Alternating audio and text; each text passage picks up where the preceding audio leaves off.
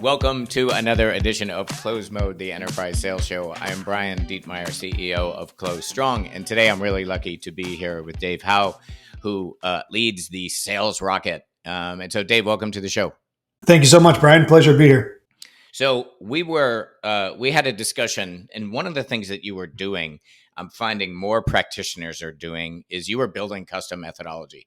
I've been interested in interviewing more people about, why that's happening. Before we talk about that, I'd like to get a sense of, why custom methodology? What's wrong with out of the box stuff? Now, I listened to a talk you gave recently at the Sales Enablement Collective where you're not down on out of the box methodology per se, but there's a reason why you build custom. What is that? What's wrong, or what doesn't that out of the box methodology give you? Yeah, absolutely. So you're absolutely right. I don't want to start off by demonizing or speaking ill of any of the fantastic methodologies out there. There's certainly lots of them. I think the analogy in that previous conversation you were alluding to, I used was choosing a methodology is kind of like being gluten-free. If you can eat gluten, eat gluten. It's in all of the best things. It's a way easier form of life. I wish that was the case for me. Unfortunately, as someone with a gluten sensitivity, this kind of rings home that those things just unfortunately don't work well with my system, and therefore I needed to find a different way forward, right? And so, a little bit of a tongue-in-cheek way of relating that to the methodology world, where if you can choose an out-of-the-box methodology, if you are in a standard tech company, maybe a Fortune 5000, or emulating one, competing against one, your product stack has a relatively low complexity, and maybe you're not in a hyper-competitive market, maybe you're a disruptor, those out-of-the-box methodologies are fantastic for a lot of companies. And, a lot of them are about 80 to 90% kind of rinse and repeat, right? They take that same kind of classic framework of the sales process and package, different valuable pieces of methodology and approaches around each stage so that we can increase the chances of success.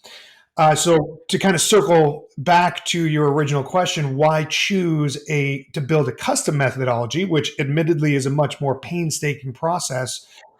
If you are in a hyper-competitive market and you need a competitive advantage, as was the case with my previous employer and previous marketplace, that was definitely one of the big reasons.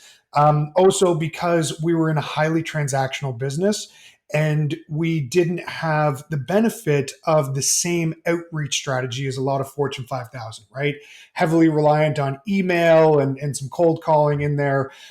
In the restaurant industry, which we were selling into, people don't tend to use emails nearly as much, certainly not at the kind of mom and pop shop level, much more reliant on text messages and phone conversations. So a lot of the typical methodology stuff didn't apply. And then if you compound that with also having a heavily inbound strategy, a lot of classic methodologies are built for outbound, right? They're built for that stereotypical kind of cold calling that everybody thinks of when they think of sales.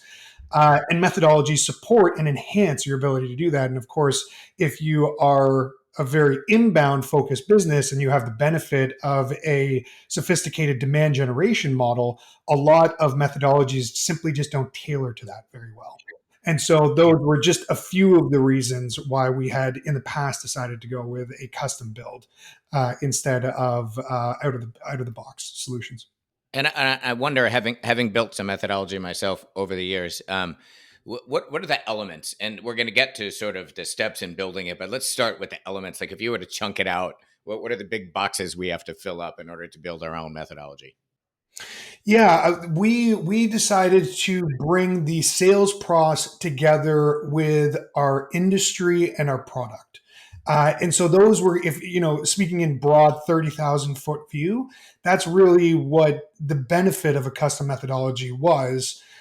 is the ability to nuance much further your communication strategy than you would just with something out of the box. And so you leverage industry specifics and you layer on product information and competitive differentiation into your methodology so that they coexist rather than living as separate entities.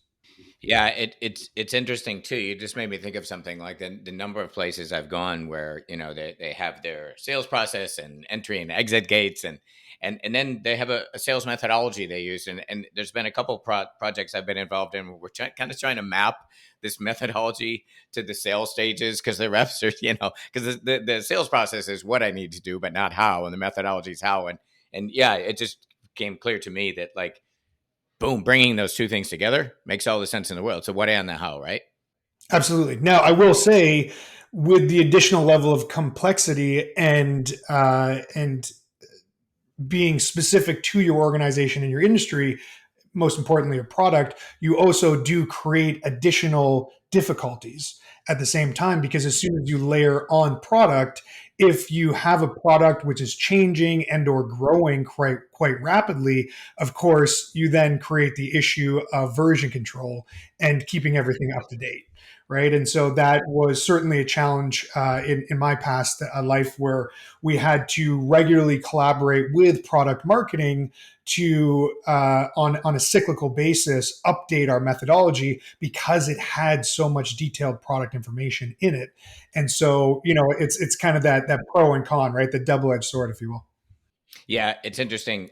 Jim Dickey, who some people know, who's an industry analyst, he coined this phrase once. He and I were chatting, selling at the speed of change.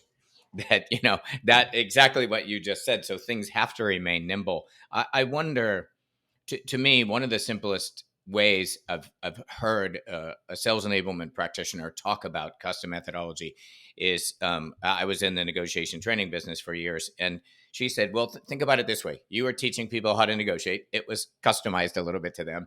But there's a difference between how do you negotiate and how do you negotiate your value against this specific competitor and achieve these commercial terms that are priorities for your deal desk.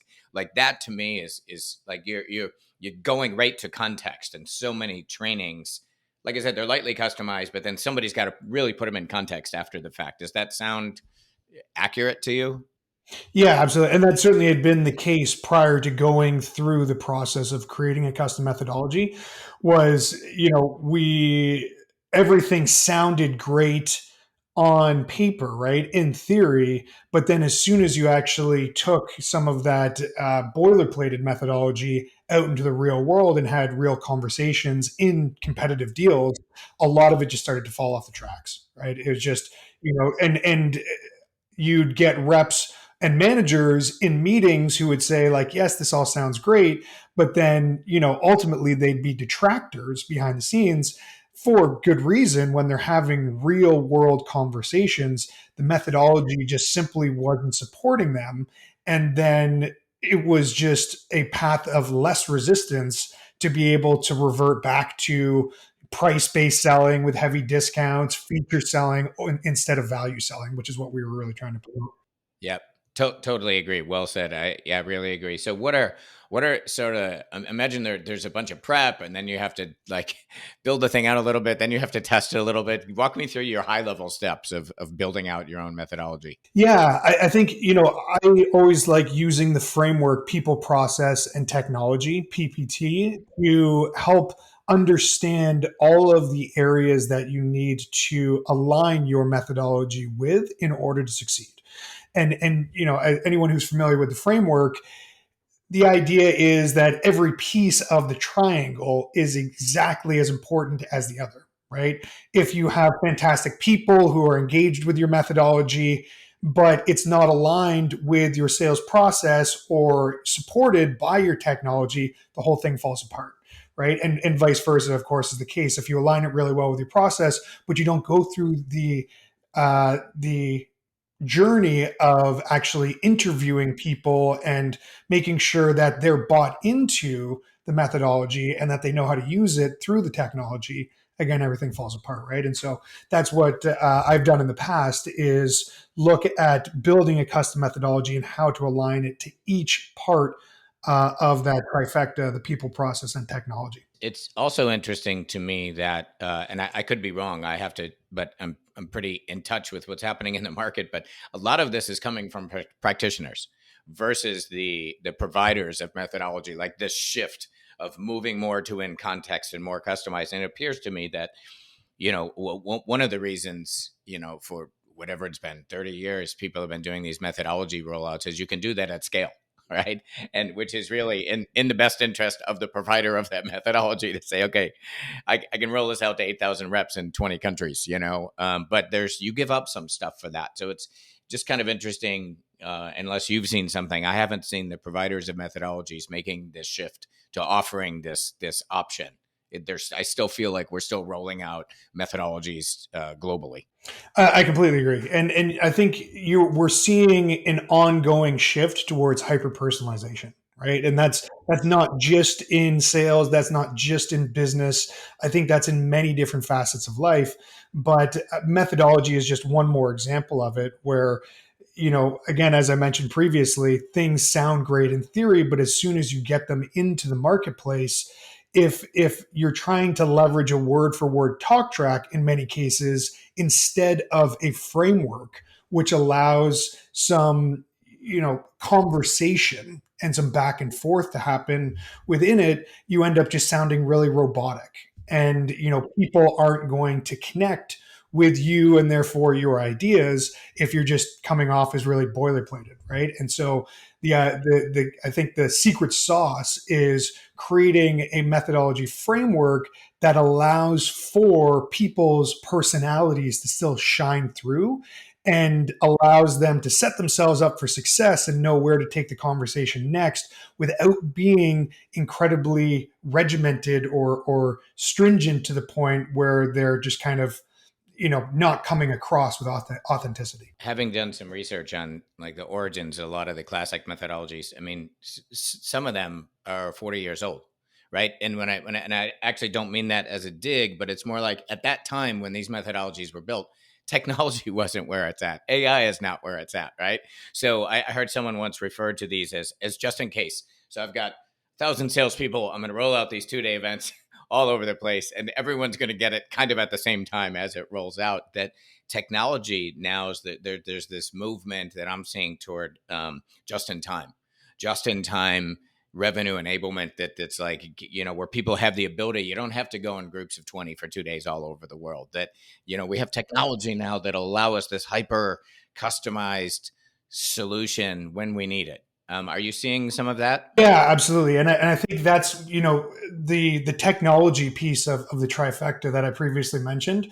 Really, really important functionality. We in my previous role, I had the benefit of using a couple different LMSs, and one of them had that just-in-time functionality where our reps would be going through our CRM and they would enter in a certain dynamic field, whether that was a competitor name, whether that was a certain product being attached, and up would pop information directly from our playbook, intelligently mapped to those fields, so that they would have the information on hand to influence or to positively improve their success rate, whether they were on a call at that moment, whether they were writing their records after a call, or whether they were preparing for a call. And so they didn't have to go searching for it. Another version of that functionality is Slack plugins. And so there are some LMSs that also have functionality where there's that intelligent AI assisted querying of a sales playbook where, I'm sure you probably had this happen in the past where you've got new reps constantly coming into an organization and reps are constantly asking the exact same questions of your product teams, of your support teams. And so, without an intelligent technology solution in place, unfortunately, it just, it's very cumbersome. It bogs down the process and creates bottlenecks. It frustrates a lot of people on both sides of the situation. And so to have that intelligent querying of when somebody types in a question to a particular channel, it goes and searches through the playbook and then brings the likely answers to them immediately. That just in time capability, again, is a really, really valuable example of that type of functionality that I've seen successfully used. Yeah, it's in one sense, those of us who have purchased methodologies in the past, the bar set pretty low. So American companies spend at last measurement about 26 billion a year on sales training. And what I've often heard, very many times heard people say is, "Hey, you know what? The good thing about sales training, if you pull a couple things out of it, it's worth it." And my reaction is, "Hell no! Are you kidding? That's 26 billion, just for the training, but let's look at the opportunity cost of all those people being out of market and everything else." And it's like that bar is just way too low because that's what's been available for 40 years. Yeah, and I think that's where the process alignment piece really comes in, right? I mean, I when I read a book, I approach it with that mentality of, hey, 6 months from now, after finishing that book, if I've got 2 to 3 good quality takeaways, that was a worthwhile read. And that's kind of, that 80-20 rule applied to nonfiction, in my opinion, is like, really only 20% of the content out there is worth reading cover to cover. 80% of it, you can use many of the tools out there to just grab the Coles notes, because that's really, at best what you're going to remember 6 months afterwards, and certainly even less than that be utilizing. And so methodology, on the other hand, to your point, is an incredibly expensive uh, undertaking for any organization, whether you've just hired your first enablement professional and you're kind of putting everything on their shoulders to figure it out, whether you're investing in a third party company, or you have a very big and sophisticated team across maybe multiple business units. Methodology is a very big and expensive and time consuming undertaking. And so to approach it with hopefully they get a few key takeaways from it, you're just setting yourself up for failure, right? And so one of the important things in the process alignment is, how can we create gates so that our reps and managers can't simply circumnavigate our methodology, right? If they can go into the CRM and not have to enter in crucial pieces of information that we want them to capture during discovery before advancing from stage 2 to stage 3, let's say, and they can just jump through stages without having any of these gates, they're going to do that, right? We've seen it time and time again, and understandably, I think we can both relate, having been sales reps in the past. Reps are busy, time is money, and they're always going to take the path of least resistance. And so you need to set up your sales process and gates in a way that is going to reinforce the necessity of using your methodology in a do not pass go, do not collect commission type of way if you're not using it. Yeah, it's I've done a lot of deal coaching over the years, and one of the things I've noticed is back to the speed of change thing. That when we're coaching deals, what deal pursuit teams need is more data and insight than sort of forms to fill out. And it's like at the end of the training class, you fill out the form on your deal, right? And I've found that what people need now is, I'm right now I'm going up against the customer's either going to do nothing or they're going to, choose this other competitor. I need data and insight right now to help me win on this deal, right? And that's what's missing in a lot of that. And I feel like that's what people need. And it's interesting too that, if you think you roll out a methodology to 500 salespeople around the world, each salesperson fills in the sheet at the end of the sales training. You've got 500 deals with all the data in the sheet. Each one has zero based that data.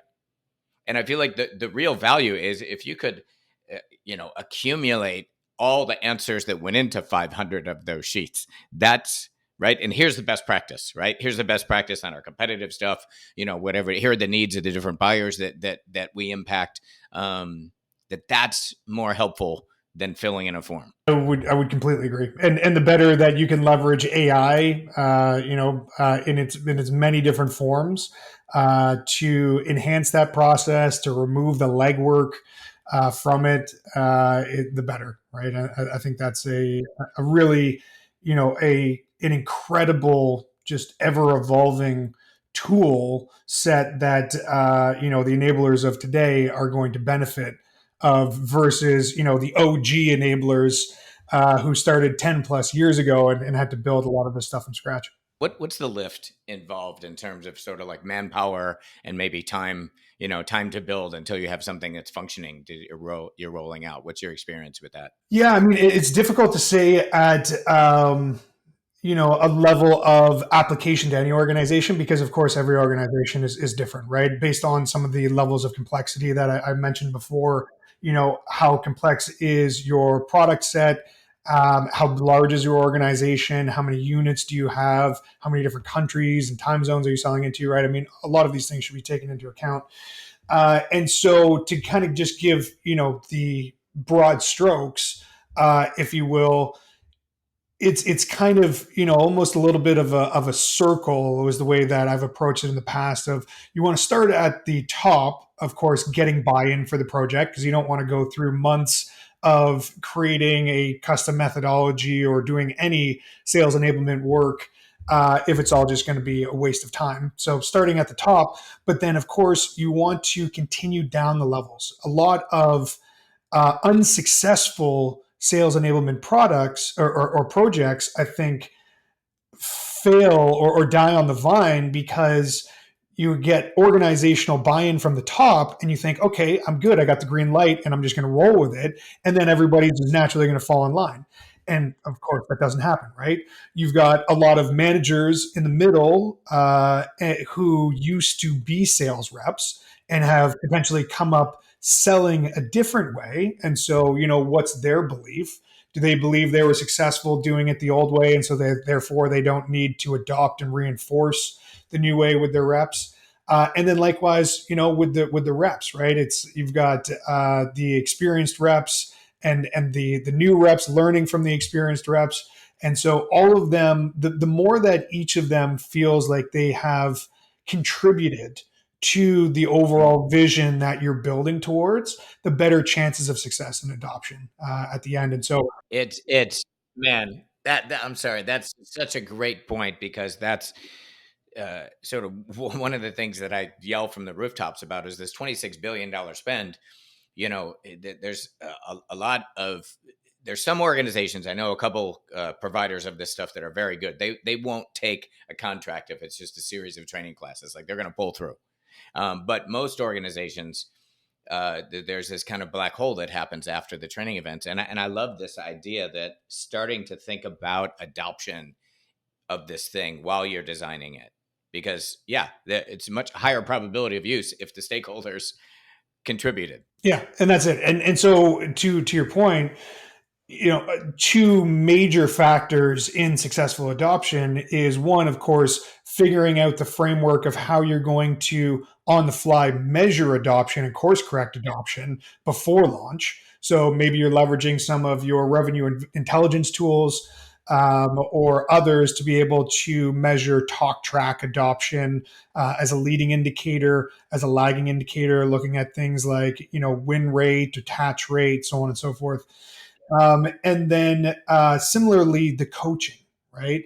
There's a fantastic book, one of the first I read when getting into enablement called Transfer of Training by Broad and Newstrom. And, it talks about the keystone essentially being the manager, right? Because in sales enablement, the reality is that reps don't ever, they don't ever roll up to us. They don't report to us. And so we need to set managers up for success first by getting them engaged in the development of the program so that they put their buy-in, they put their rubber stamp on it.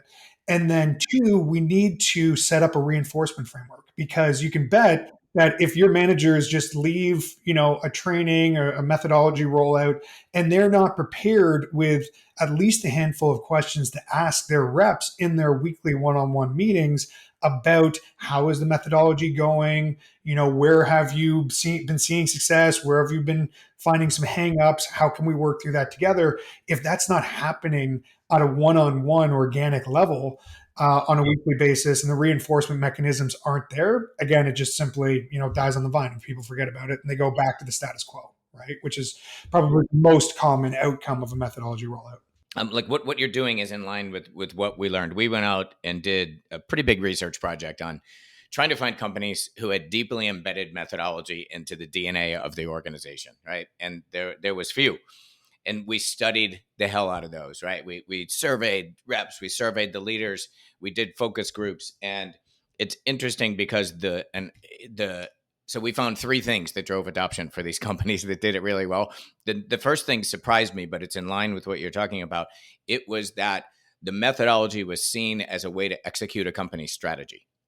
It wasn't a training event. And it's interesting too, because I pulled in one of the focus groups, I ended up pulling this guy, Mike McCarver. This is in the report, so I can say it. He was with KLA 10 Core.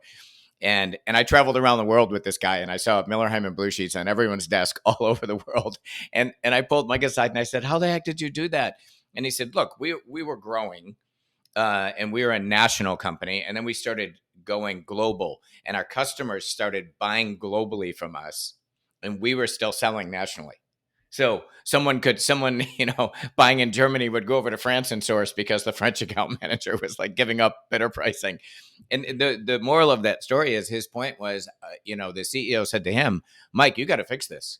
Like we need a global selling strategy, right? Because our customers are killing us." And so that tie to that strategy, and this is what we found in the research, if it's seen as an execution arm of strategy, then executive sponsorships coming in, and then frontline management sponsorships coming in. And that, as you talked about the way you built yours, I feel like it was built based on the strategy of the company. And you're absolutely right. I think to bastardize, I believe an Einstein quote for a moment. That mentality of the way of thinking that got us here is no longer good enough moving forward, right? And that's the reality of scaling a business, right? Anyone who's read or familiar with Crossing the Chasm, right?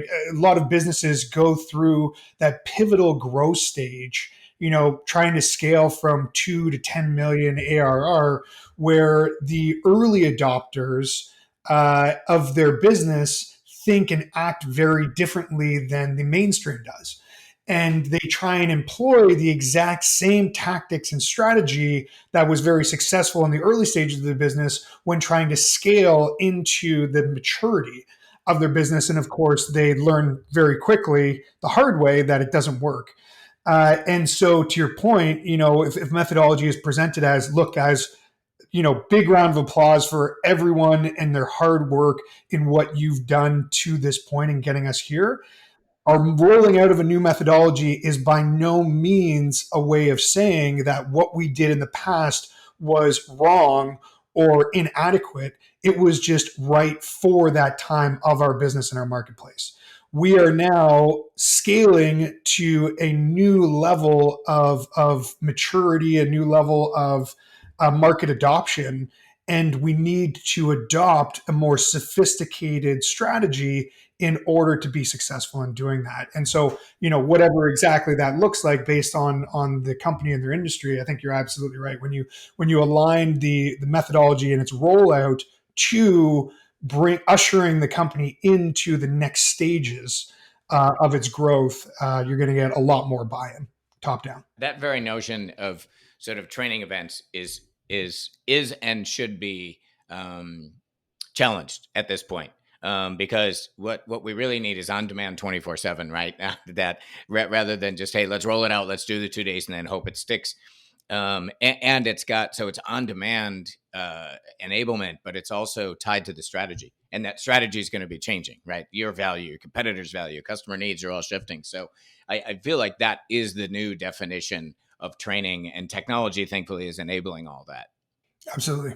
You've been super generous with your time and your ideas, and contribute to our whole community. We live in the whole selling community, so I really appreciate this, and I hope others learn from it. I think they will, because I'm beginning to see more people thinking about this. Yeah, and always appreciated the invite, Brian. Really appreciate just kind of having these conversations, and I find that just simply chatting about these types of things reminds us of some of the things that we knew already, and also kind of inspires new creative ways of building things in the future.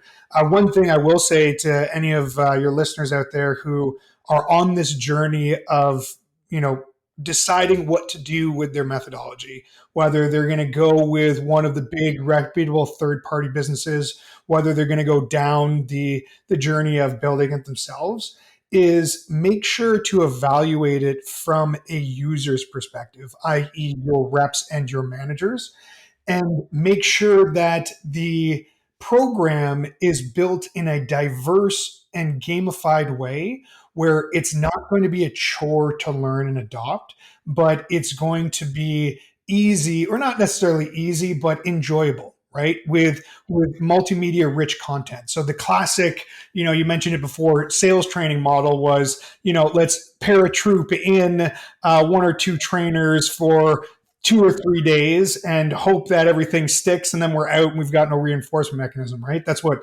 sales training looked like through the 80s, 90s, and early 2000s. And now, with the benefit of a blended learning approach, you really want to maximize the adoption, leveraging not only those classic synchronous training kind of activities and events, because it's still fun to get your whole sales team together and interact and engage, and there's lots of benefits that can come from that. But make sure that it is then further empowered by that asynchronous content, whether those are videos, practice modules, reinforcement mechanisms through coaching and call scoring. You really are looking for a well-rounded and holistic methodology in order to succeed, rather than just that classic 2 to 3 days of live training and we're out type of thing. The wham bam, thank you ma'am type of model. I agree too.